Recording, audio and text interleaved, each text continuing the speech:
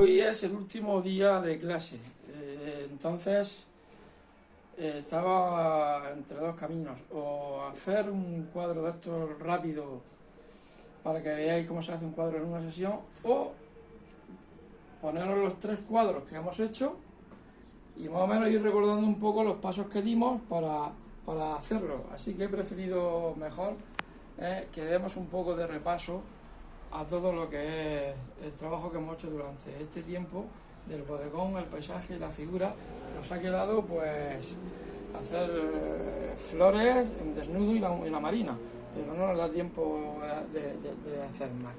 Así que, por ejemplo, cuando hagáis, visteis cómo hicimos el primer cuadro del bodegón. Si os acordáis, lo primero que hicimos fue hacer el dibujo, luego hicimos el bosquejo. Después del bosquejo le di, ¿os acordáis? Hice un gris óptico y una vez que secó el gris óptico le dimos un prepintado y le dimos un prepintado de color azul, si os acordáis, para que vierais la importancia que tiene el azul en las sombras. Después hicimos, una vez que secó, hicimos la primera pasada, situamos formas y tonos y con pintura fluida. Y cuando secó, hicimos una segunda pasada y lo terminamos en una segunda pasada ya incrementando la tinta de todos los tonos. Ya visteis que una vez que estaba terminado el cuadro, podéis hacer luego reforzar las sombras. Las sombras es muy importante reforzarlas cuando el cuadro está seco. El fondo, ¿os acordáis que lo hicimos con el complementario del color dominante? Siempre se hace, los fondos tenéis que hacerlos un poco fluidos.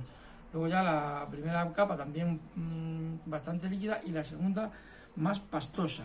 Cuando hagáis algún bodegón, tenéis que tener en cuenta a la hora de componer, si lo hacéis por vuestra cuenta, que no hacéis una copia, tenéis que ya sabéis lo que es componer. Componer es coger varios elementos y ponerlos de tal forma que sean de forma agradable, que queden de forma agradable a la vista.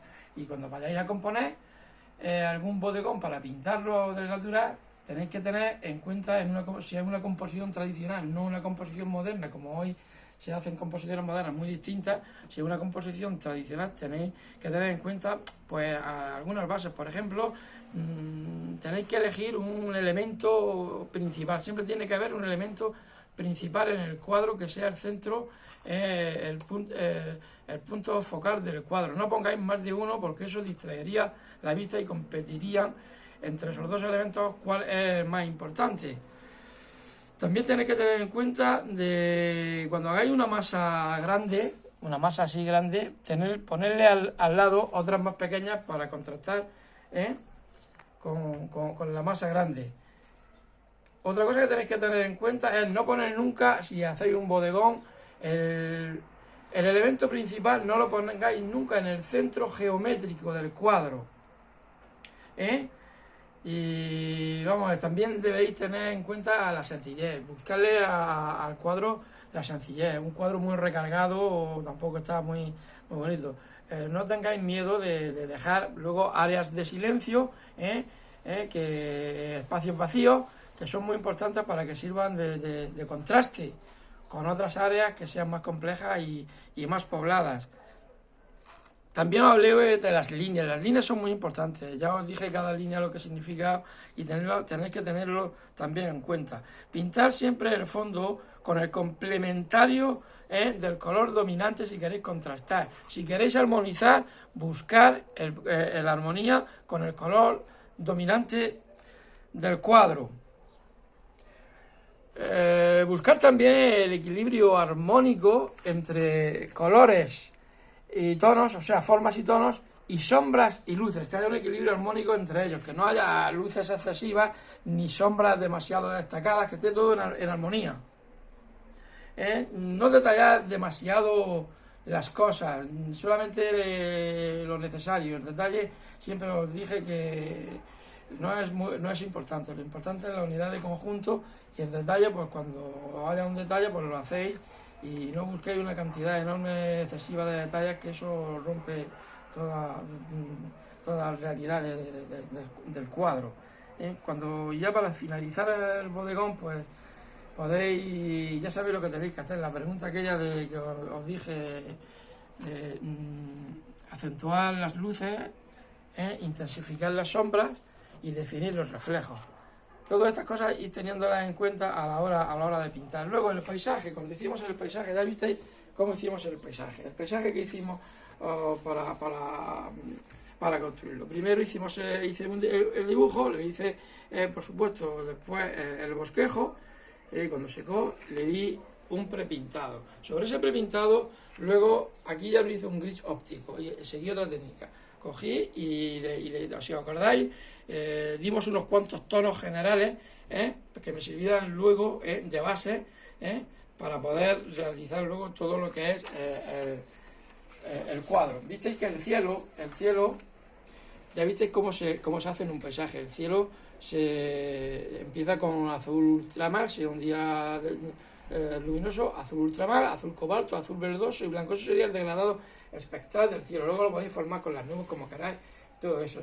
Para buscar la profundidad en el paisaje, ya os dije lo que teníais que hacer: superposición de planos, degradado de tono, la intensidad de la mancha y la diferencia de tamaño. También tenéis que tener en cuenta que todos los cuerpos, cuando se alejan, se tiñen de azul, se tiñen de azul. También, cuanto más se acerquen al horizonte, los cuerpos se agrisan.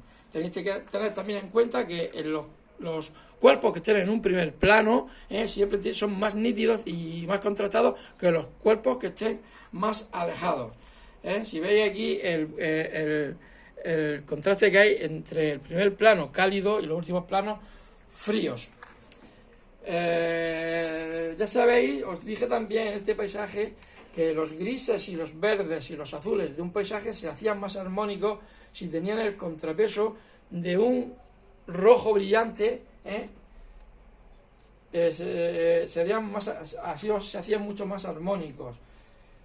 ¿Qué os puedo decir más de esto? Bueno, esto también lo hicimos también, recuerdo que era para explicaros algunas cosas que no sabíais, algunos conceptos que no sabíais todavía, no lo habíamos explicado en clase sobre paisaje. Y era, por ejemplo, íbamos a explicar, recuerdo que un rapel era, que significaba equilibrio, y se podía interpretar como una repetición. Aquí sí vemos el rapel que hicimos entre la nube y reflejada aquí. También había un rapel entre el cielo verdoso, ¿veis? Y la luz del cielo con la luz verdosa. Y había un rapel por masas, ¿veis? Aquí, de aquí, un equilibrio, buscando el equilibrio en una diagonal con aquella masa del fondo. Bueno, pues, ¿qué más os voy a decir que os recordéis de esto? Bueno, ya sabéis más o menos